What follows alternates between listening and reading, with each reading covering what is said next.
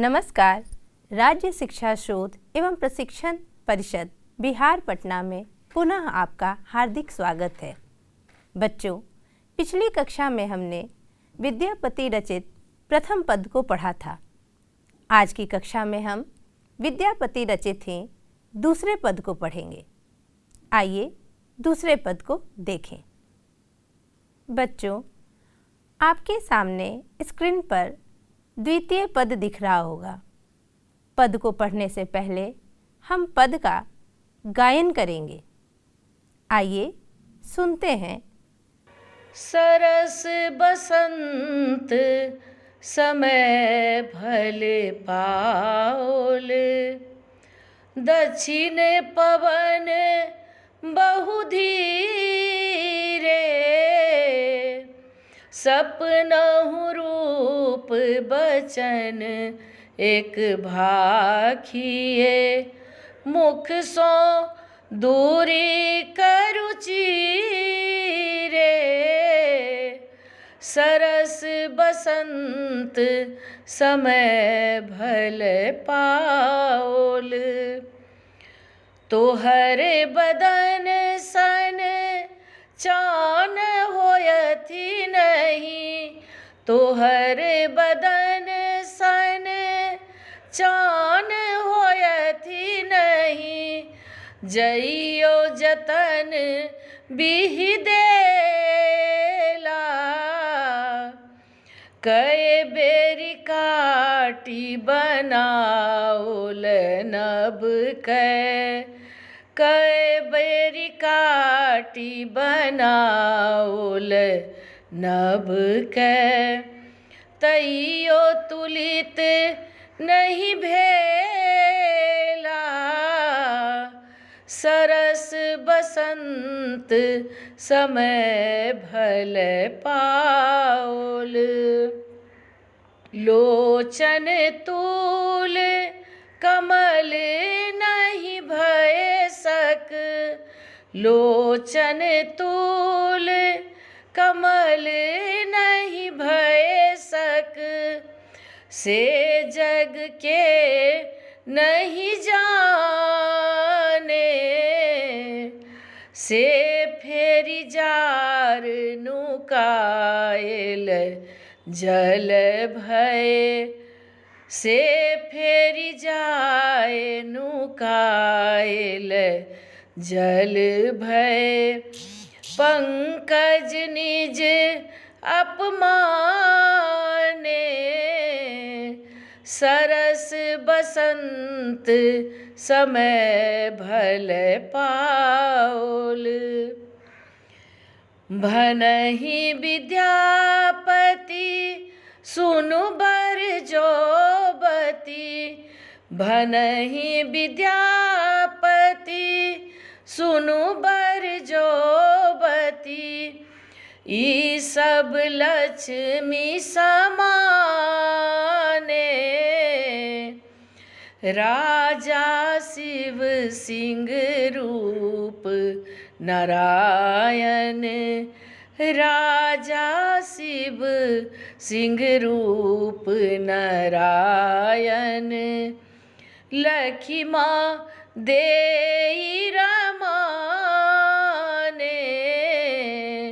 सरस बसंत समय भले पाओल, दक्षिण पवन बहु धीरे, सरस बसंत समय भले पाओल, सरस बसंत समय भले पाओल, सरस बसंत समय भले पाओल। आशा है बच्चों, आपको यह पद गेयता में काफ़ी अच्छा लगा होगा। आपने मनोरंजन भी किया होगा और आपको यह पद गाने की शैली का भी पता चला होगा। आइए अब हम इस पद का अर्थ समझें। सरस बसंत समय भल पावल, दक्षिण पवन बहु धीरे, सपनहु रूप बचन एक भाखिए, मुख सौ दूर कर चीरे। कवि विद्यापति कहते हैं कि सरस बसंत का समय आ गया है और दक्षिण की हवा उत्तर की ओर धीरे धीरे बहने लगी है। सपनहु रूप बचन एक भाखिए, मुख सौ दूर करी चीरे।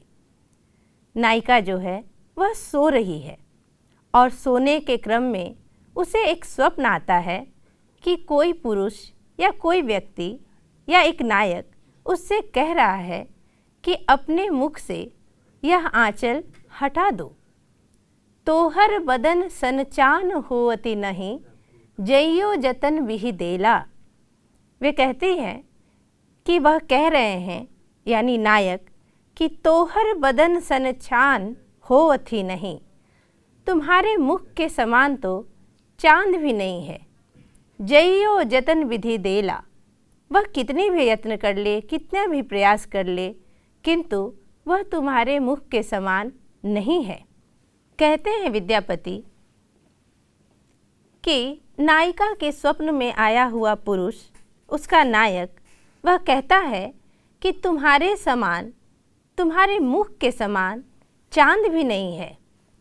कई बेरी काटी बनाओल, नौ कई तई तुलित नहीं भेला।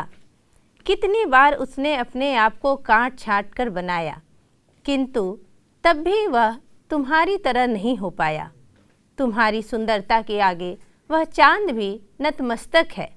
लोचन तूल कमल नहीं भय सक, से जग के नहीं जाने। से फेरी जाए नुकाए जल भय, पंकज निज अपमाने। नायक कहता है कि तुम्हारी आँखों की तुलना कमल भी नहीं कर सकती। कमल की पंखुड़ियाँ भी तुम्हारी आँखों के समक्ष तुच्छ है। इसलिए वह अपना अपमान समझकर जल में नुका जाती है। नुकाने का अर्थ यहाँ है छिप जाना। पंकज भी निज अपमाने, अपना अपमान समझकर स्वयं को अपमानित मानकर जल में छिप जाता है। वह अपनी तुलना भी तुम्हारे लोचनों से नहीं कर पाता। भनई विद्यापति सुनु बर जौबती, ई सब लक्ष्मी समाने। विद्यापति कहते हैं कि सुनो ऐ सुंदर युवतियों, तुम्हारी सुंदरता, तुम्हारा सौभाग्य लक्ष्मी के समान है। राजा शिवसिंह रूप नारायण, लखिमा देई रमाने। राजा शिव सिंह जो कि विद्यापति के आश्रयदाता भी हैं, उन्होंने उनकी प्रशस्ति गान में कहा है कि राजा शिव सिंह स्वयं नारायण रूप में हैं और उनकी पत्नी लखिमा देवी स्वयं रमा के समान। तो बच्चों, हमने इस पद को पढ़ा और उसके अर्थ को हमने जाना। अब आइए पद के कुछ महत्वपूर्ण बिंदुओं को देखें। द्वितीय पद के महत्वपूर्ण बिंदुओं की अगर हम बात करें तो पहला प्रमुख बिंदु है प्रेम के संयोग पक्ष का चित्रण। पूरे पद में संयोग पक्ष का चित्रण है। स्मरण होगा आपको कि प्रथम पद में हमने प्रेम के वियोग पक्ष का चित्रण पढ़ा था। पहले पद में वियोग पक्ष की बातें कही गई थी, लेकिन द्वितीय पक्ष संयोग पक्ष का है। नायिका का सौंदर्य रूप वर्णन इसमें है। नायिका के सौंदर्य की बात कही जा रही है कि आपका रूप, चंद्रमा भी आपके रूप के समक्ष तुच्छ है, आपकी आँखों के समक्ष कमल भी तुच्छ है। तो यहाँ नायिका के सौंदर्य का, उसके रूप का वर्णन किया गया है। तीसरा महत्वपूर्ण बिंदु है प्रकृति चित्रण। आपने देखा होगा कि पंक्ति की शुरुआत ही है सरस बसंत समय भल पाओल। सरस बसंत का समय आ गया है। तो यहाँ प्रकृति चित्रण की बात की गई है कि दक्षिण पवन बहु धीरे, धीरे धीरे दक्षिणी हवा चल रही है। तो यहाँ प्रकृति का चित्रण किया गया है।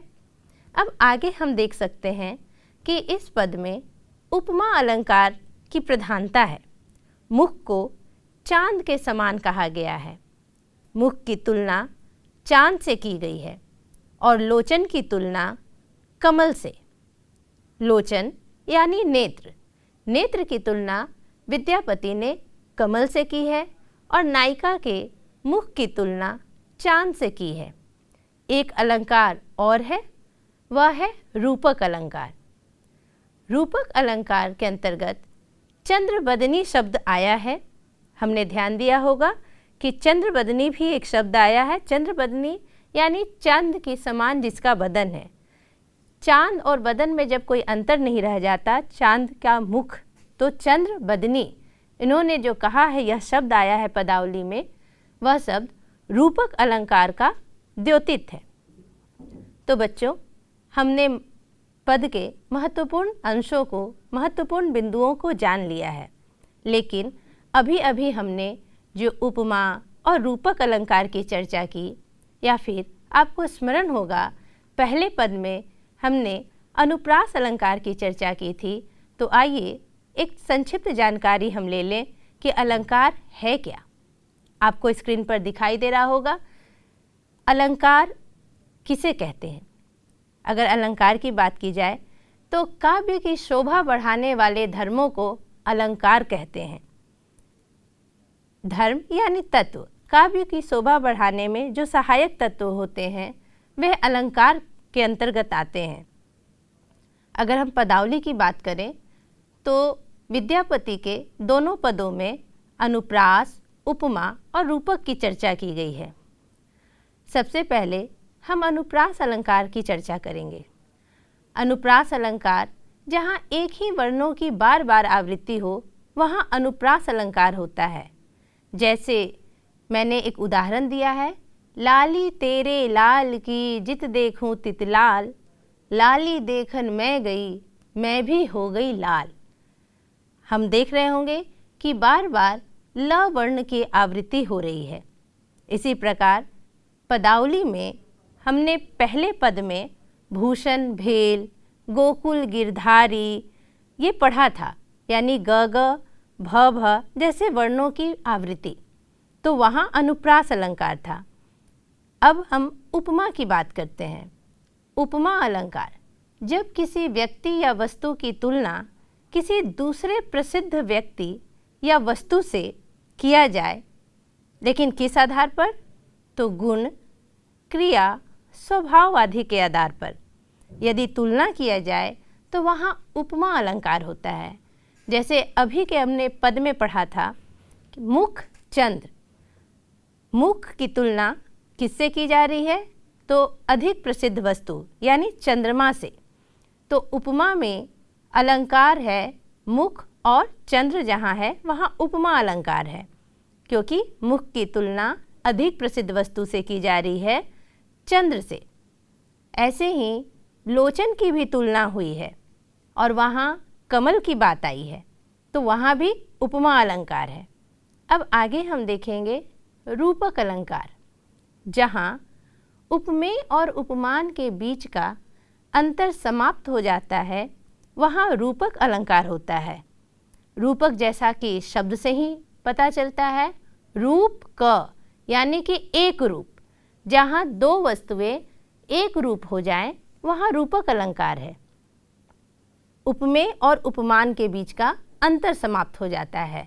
जैसे चरण कमल, चरण जो है वह स्वयं कमल है, चरण कमल में रूपक अलंकार है।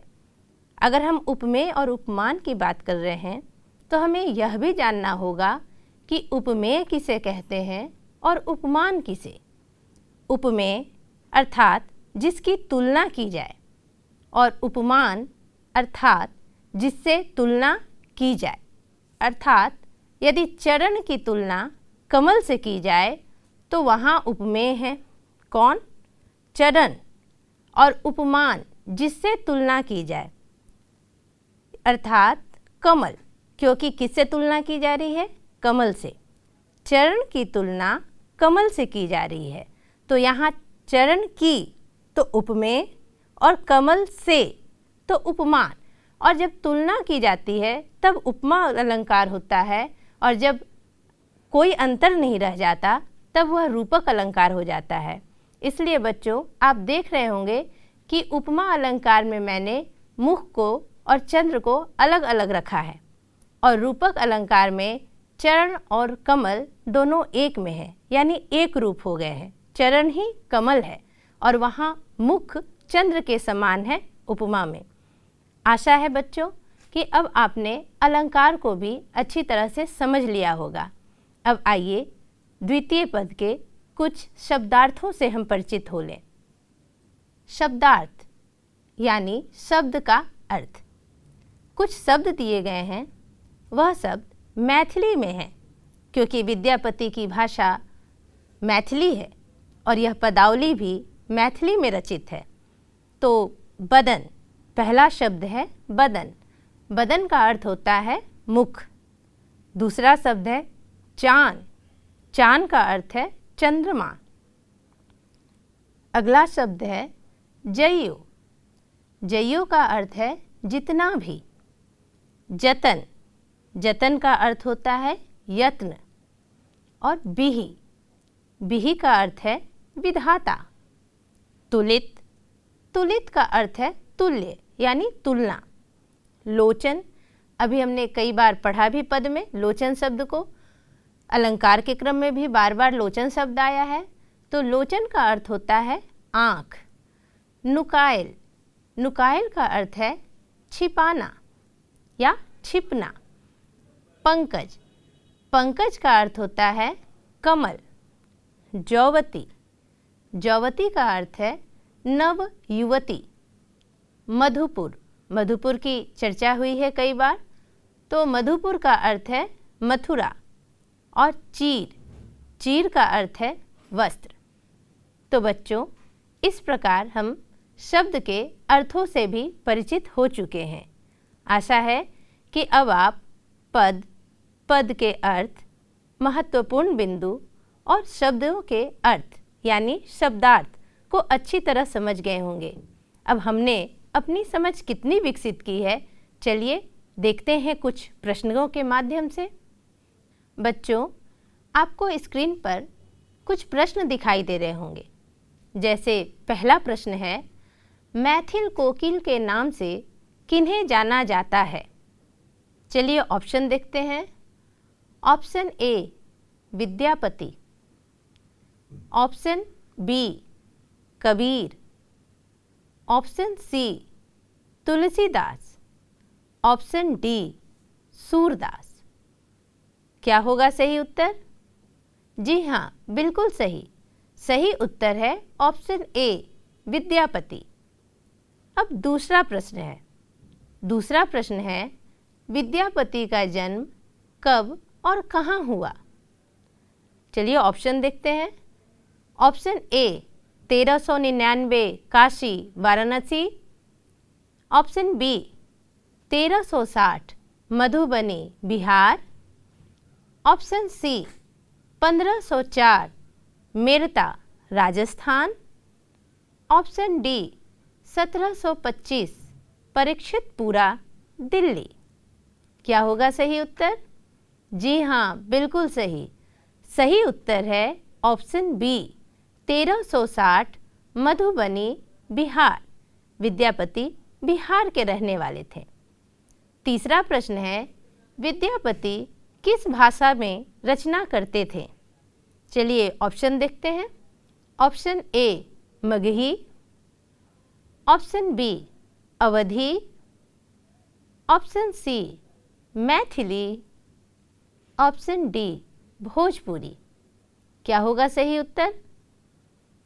विद्यापति चूँकि मधुबनी के रहने वाले थे, मिथिलांचल के थे, इसीलिए इनकी भाषा क्या है? मैथिली। तो सही उत्तर होगा ऑप्शन सी मैथिली। चौथे प्रश्न की ओर चलते हैं। चौथा प्रश्न है, कीर्तिलता की रचना किस भाषा में हुई है? Option A Magahi, option B Brajbhasha, option C Maithili, option D Avahatt. क्या होगा सही उत्तर? बच्चों, अभी अभी हमने तीसरे प्रश्न में चर्चा की थी कि विद्यापति की भाषा मैथिली है क्योंकि वो मिथिलांचल के हैं। लेकिन हमें यह भी स्मरण रखना होगा कि विद्यापति आदिकाल के कवि हैं और आदिकाल तक भाषा अपभ्रंश की एक विकृत रूप में, परिवर्तित रूप में आई थी और वह भाषा अवहट कहलाती थी। तो विद्यापति ने पदावली की रचना मैथिली में अवश्य की है, किंतु कीर्तिलता की रचना उन्होंने अवहट में की है। तो सही उत्तर होगा चौथा का डी, अवहट। कीर्तिलता की रचना किस भाषा में है? तो सही उत्तर है ऑप्शन डी, अवहट। अब हम 5वें प्रश्न की ओर चलते हैं। 5वां प्रश्न है, प्रेम, सौंदर्य तथा भक्ति के महान कवि कौन हैं? Option A Vidyapati, option B Kabirdas, option C Tulsidas, option D Nabhadas. बच्चों, लेखक परिचय में ही हमने पढ़ा था कि प्रेम, सौंदर्य और भक्ति के अप्रतिम कवि हैं विद्यापति। तो ये सवाल जो है यहाँ महान कवि के रूप में पूछा जा रहा है, तो इसका सही उत्तर होगा ऑप्शन ए, विद्यापति। 6ठा प्रश्न है, विद्यापति पदावली का संपादन किसने किया? अक्सर ये सवाल बच्चों पूछा जाता है, क्योंकि हमें बार बार केवल स्मरण में यह रहता है कि विद्यापति से विद्यापति पदावली, लेकिन रचनाकार विद्यापति हैं पदावली के, संपादित किसने किया है? अगर यह प्रश्न पूछा जा रहा है तो इसका सही उत्तर होगा, ऑप्शन में हम देखते हैं। पहले option A Ramvilas Sharma, option B Ramvriksh Benipuri, option C Chaitanya Mahaprabhu, option D Nand Dulare Vajpeyi. सही उत्तर है, संपादक का नाम पूछा जा रहा है, तो ऑप्शन बी रामवृक्ष बेनीपुरी। अब 7वें प्रश्न की ओर चलते हैं। 7वां प्रश्न है, विद्यापति किस राजा के आश्रय में रहते थे? लेखक परिचय में ये हमने पढ़ा था बच्चों, आपको स्मरण में होगा। चलिए ऑप्शन देखते हैं। Option A Raja Kirti Singh, option B Prithviraj Chauhan, option C Jaichand, option D Raja Bhoj. क्या है सही उत्तर? जी हाँ, बिल्कुल सही जवाब। उत्तर है सही ए ऑप्शन, राजा कीर्ति सिंह। विद्यापति राजा कीर्ति सिंह, राजा शिव सिंह और रानी लक्ष्मी देवी के आश्रय में रहते थे। यहाँ सवाल जब पूछा जा रहा है तो ऑप्शन में राजा कीर्ति सिंह है, इसीलिए सही उत्तर होगा 7वां का ए। चलिए अब हम 8वें प्रश्न की ओर चलते हैं। 8वां प्रश्न है, सपने में भी गोकुल कौन नहीं आते हैं? याद कीजिए, यह पहले पद से बनाया गया सवाल है। आपको याद होगा, सपनहु नहीं हरि आयल रे गोकुल गिरधारी। कौन नहीं गोकुल आते हैं? तो गोकुल गिरधारी। तो सही उत्तर क्या होना चाहिए? चलिए एक बार सारे प्रश्न को देख लेते हैं। Option A Nand, option B Yashoda, option C Uddhav, option D Girdhari. सही उत्तर है गिरधारी। अब हम 9वें प्रश्न की ओर चलते हैं। 9वां प्रश्न है, मधुपुर से क्या तात्पर्य है? कहने का अर्थ है कि मधुपुर किसे कहा जाता है। चलिए ऑप्शन देखते हैं। Option A Vrindavan, option B Gokul, option C Mathura, option D Dwarka. क्या होगा सही उत्तर? सही उत्तर है ऑप्शन सी मथुरा। याद कीजिए, यह सवाल पदावली के पदों से ही पूछा गया है कि मधुपुर कौन नहीं आ रहे हैं, उद्धव को कहाँ जाने की बात कही जा रही है, तो मधुपुर अर्थात मथुरा। मथुरा से कृष्ण नहीं आ रहे थे और मधुपुर जाने की बात उद्धव को की जा रही थी कि जाहि तोहे उद्धव है, तोहे मधुपुर जाहे। वहीं से यह प्रश्न लिया गया है। चलिए अब हम 10वें प्रश्न की ओर चलते हैं। 10वां प्रश्न है, कदम्ब के नीचे अकेले कौन खड़ी हैं? चलिए ऑप्शन देखते हैं।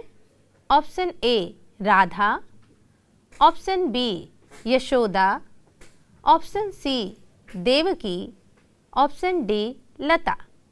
सही उत्तर है ऑप्शन ए राधा। राधा जो है वह कदम्ब के नीचे अकेले खड़ी हैं और हरि की प्रतीक्षा कर रही थी। 11वां प्रश्न है, विद्यापति ने सरस किस ऋतु को कहा है? ऑप्शन ए ग्रीष्म ऋतु, ऑप्शन बी बसंत ऋतु, ऑप्शन सी शरद ऋतु, ऑप्शन डी वर्षा ऋतु। सही उत्तर है ऑप्शन बी बसंत ऋतु। 12वां प्रश्न है, नुकायल का अर्थ है। नुकायल का क्या अर्थ है? अभी अभी हमने शब्दार्थ में भी पढ़ा था। चलिए ऑप्शन देखते हैं। ऑप्शन ए नुकीली वस्तु, ऑप्शन बी नाक, ऑप्शन सी छिपना, ऑप्शन डी किनारा। सही उत्तर है ऑप्शन सी छिपना। 13वां प्रश्न है। अब हम 13वें प्रश्न की ओर चलते हैं। 13वां प्रश्न है, विद्यापति ने सुंदर स्त्री किसके समान माना है? विद्यापति ने सुंदर स्त्री को किसके समान माना है? Option A Lakshmi, option B Saraswati, option C Durga, option D Ganga. सही उत्तर है ऑप्शन ए लक्ष्मी। उन्होंने कहा है कि ये सब लक्ष्मी समाने, यानी लक्ष्मी।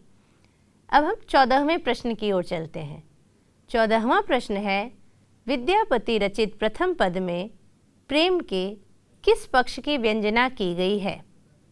पुनः इस प्रश्न को पढ़ते हैं। विद्यापति रचित प्रथम पद में प्रेम के किस पक्ष की व्यंजना की गई है? चलिए ऑप्शन देखते हैं।